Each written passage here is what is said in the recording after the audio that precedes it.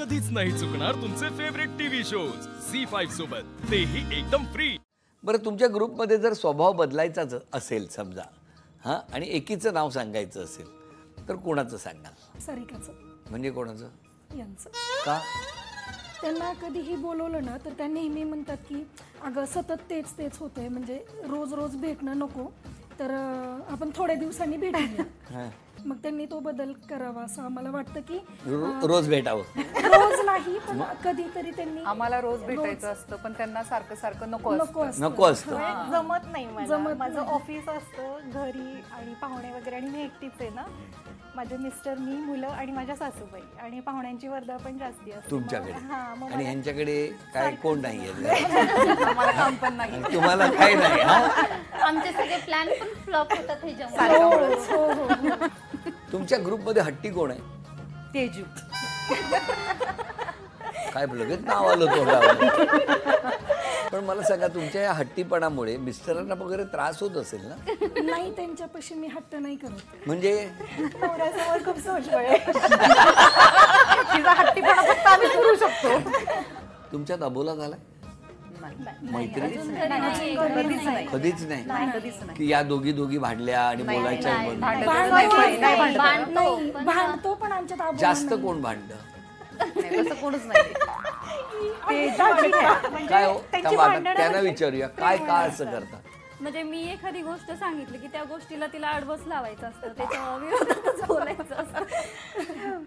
आम्ही असं 6 जणी एकत्र आलोय आणि ह्या दोघींचं तू तुम्ही हे झालं नाही असं कधीच होत नाही. हो का? प्रेम पण तेवढं आहे. पण आम्ही विसरूनही जातो लगेच.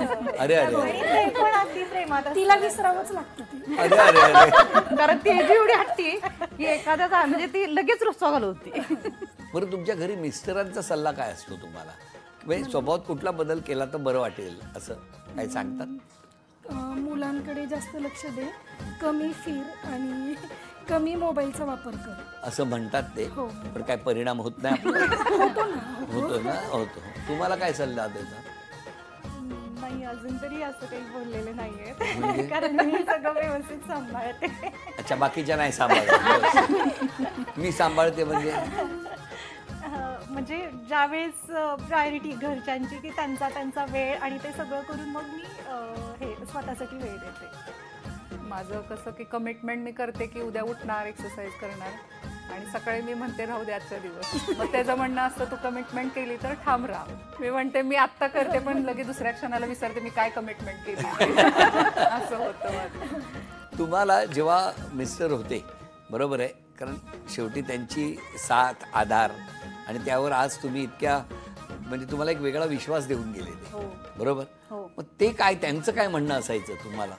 माणसं ओळख सारखं म्हणायचे ते. म्हणजे माझा स्वभाव असा की माझं पटकन कुणावर पण विश्वास बसतो, मी लगेच विश्वास ठेवते. माणसं ओळखत जा असं सांगायचे मला, आणि स्वतःच्या पायावर उभा राहा.